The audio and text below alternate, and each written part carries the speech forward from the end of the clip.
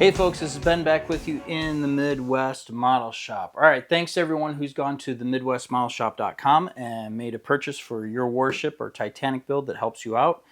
Thank you to everyone who likes and subscribes, and thank you patrons. We do have a special video in the works that will be coming your way eventually.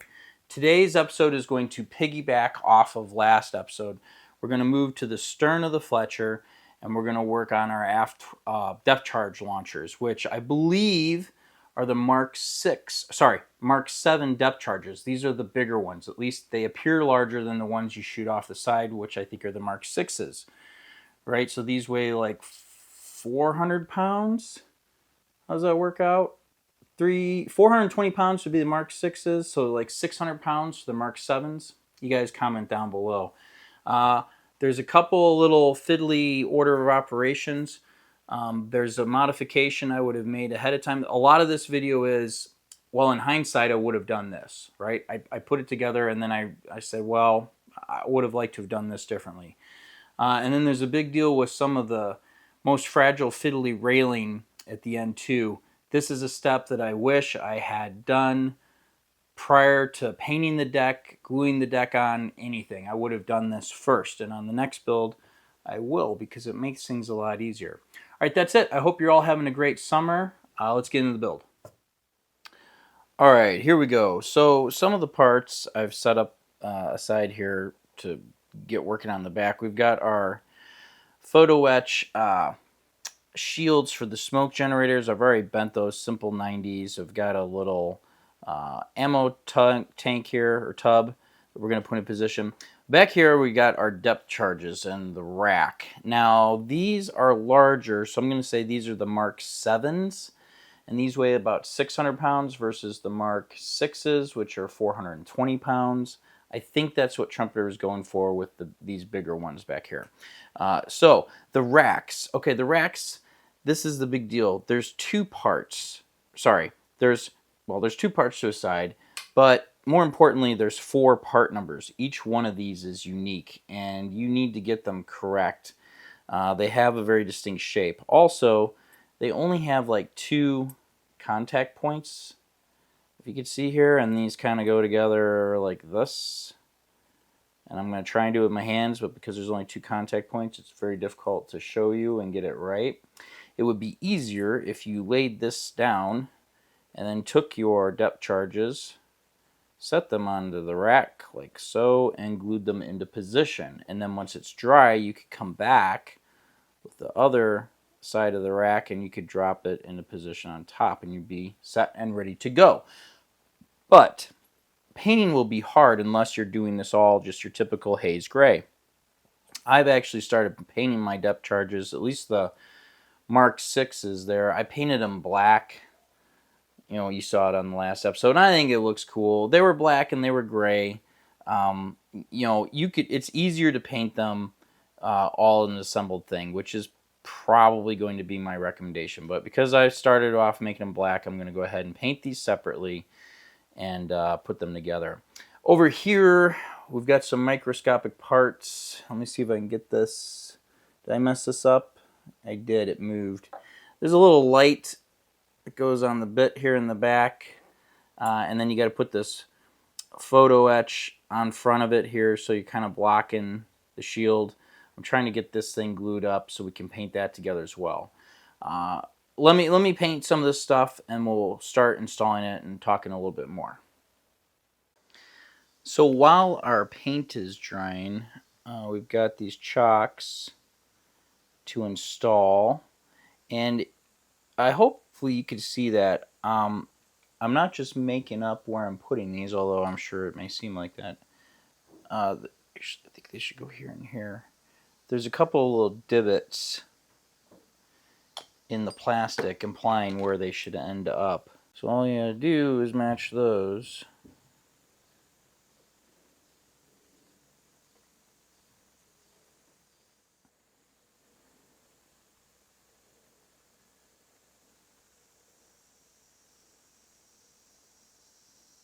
Okay, so now we'll just let those be. They're ready for paint.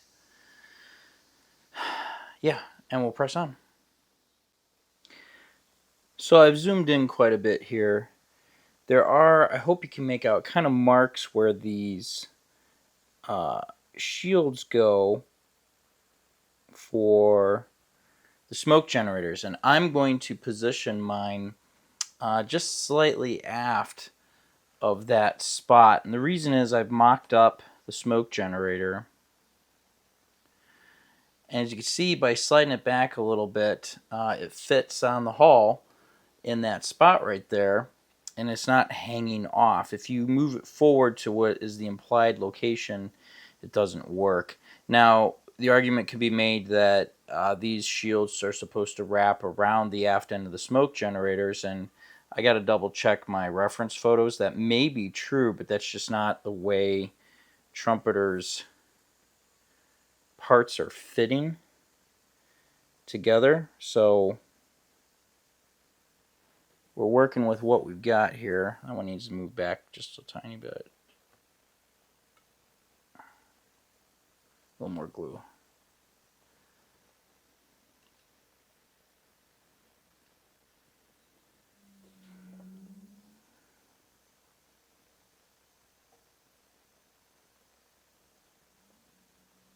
That's pretty good.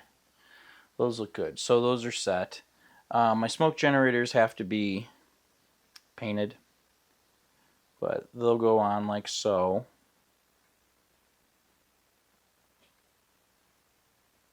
Then we've got this chalk that goes in the middle here with the light.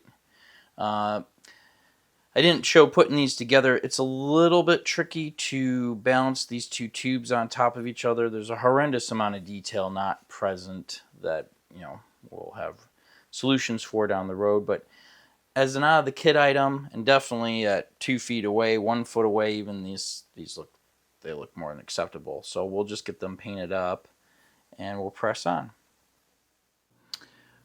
All right, I got my parts painted up. So kind of alluded to this earlier. There's supposed to be a track on the bottom of these things. That's where the Mark 7, I think, depth charges are supposed to ride, but we don't have that detail. So I'm going to make an assumption, living on the edge here, that by placing them on the top side of that beam on the bottom there, that is in fact sufficient for where they're going to live. So I'll get that glued up and then we'll put the other piece on. All right, so I've come to a realization. I want to put my smoke generators here, and then, obviously the depth charges, but in the middle here goes this light and chalk that we talked about earlier, and I realized the clearances are tight. What I should have done, despite using the marks as reference, the black, is utilized the chalk itself to get the spacing in between correct. So we're going to just stick this on so we can bump the smoke generators up next to it. I'm also using CA glue to get it in a position because this thing leans over in the back. We could touch up that glue in a minute.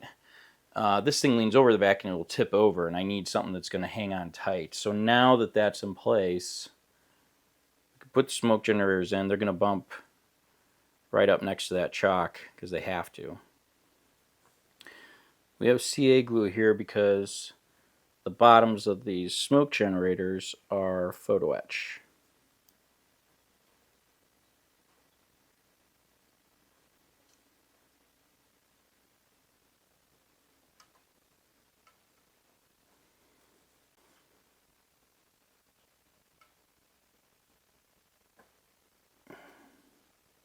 So we're trying to get them parallel, up back to the shields as best as we can, and then up next to the chalk so that they occupy the least amount of space and fall kind of within the footprint that is prescribed here. Alright, so I'm going to use the marks on the deck to figure out my left and right. and then try and get that outside flange to butt up against the hull nicely like it's supposed to. Everything doesn't match perfectly, but it's close.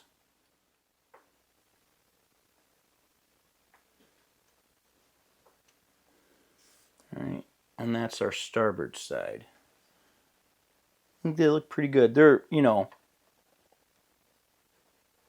not scale thick, right? This is just too heavy duty. But we're looking at it up close. We'll make some new ones. If you look further away, though, if you're looking at the ship from here, they look nice. They pop out, and they're a nice little detail, and draw your attention back here is something you want to look at. So I think that's pretty good. There's some davits, because you got to load these things. And there's also some railing and stuff that goes in here. I got to think about what I want to do next here. All right, so I've done some things to try and figure out what's going on. I put this railing in, and you'll need to follow the instructions as far as placement goes, sort of. There's actually something Trumper's done to make this show its position, but what I wanted to do was just briefly say how I installed this and how I would not do it this way again. I think there's a better way. So I took a piece of Tamiya masking tape and I just laid it across two positions, and then I used my least favorite super glue, which is the super ultra thin runny stuff. I used a little wicker and I wicked it along the edge and got it in place, and once it was set I took off the tape. I did some little touch up with paint, and it's in position. It almost stands up straight.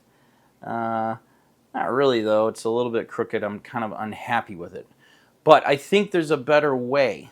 So let's look here. There, you can see it. I wanted to get my other haul, but it's kind of inconvenient to grab at the time.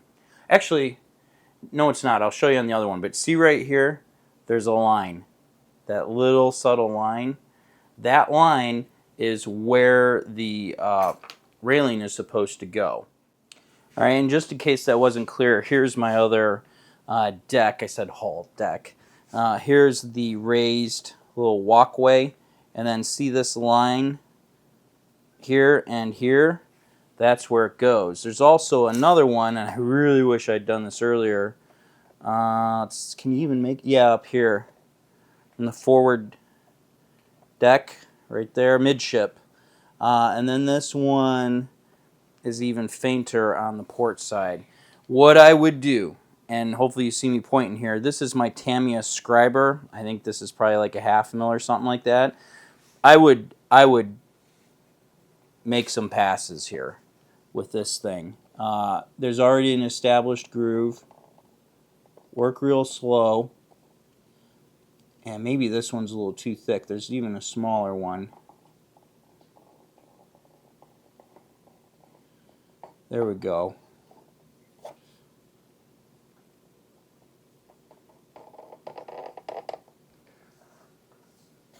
So I went off course a little there. You might want to use some tape. I would deepen this. I think that if we get that channel set at a deeper depth, we could put on the other railing, which I don't think I could find at the moment. I feel like I lost it, and it will install better here. That's what I'm getting at. So what I want to try and do is take my scriber and do this hull, which I've already painted, and see if we could drop it in. All right.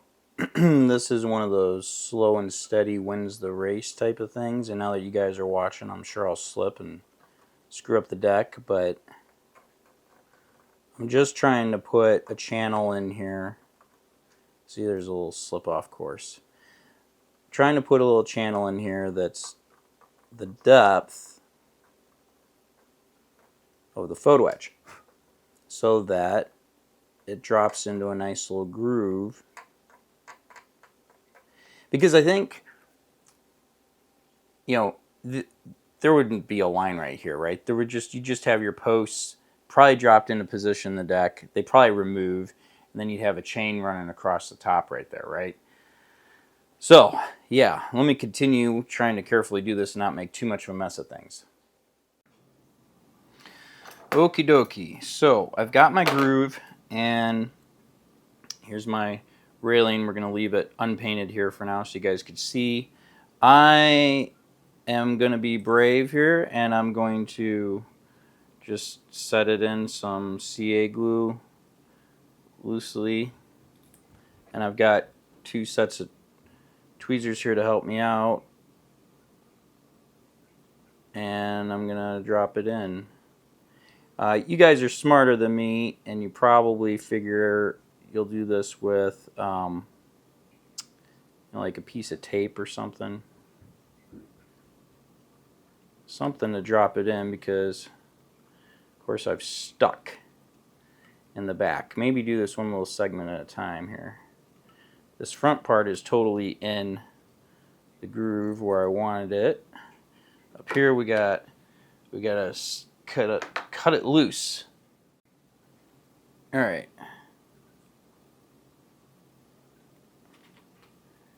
Back to trying to get my act together here.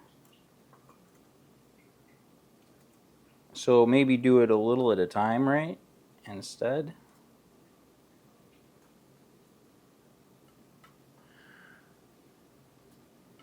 There we go. That's where I want it.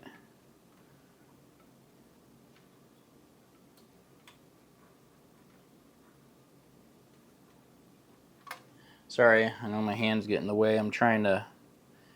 If I press it down, it drops in flush on the deck right here. Let me see if I can show you closer. Okay, you're in real close. So as you can see, we go down into that groove. Nice and flat. That's what I'm trying to achieve here, okay? Let me get this glued in the rest of the way. All right, there it is. I'm pleased.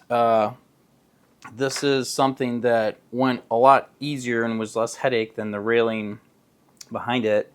If I turn it sideways here, I'm hoping you could see that the brass, hand out of the way, kind of disappears into the deck, especially back here, right?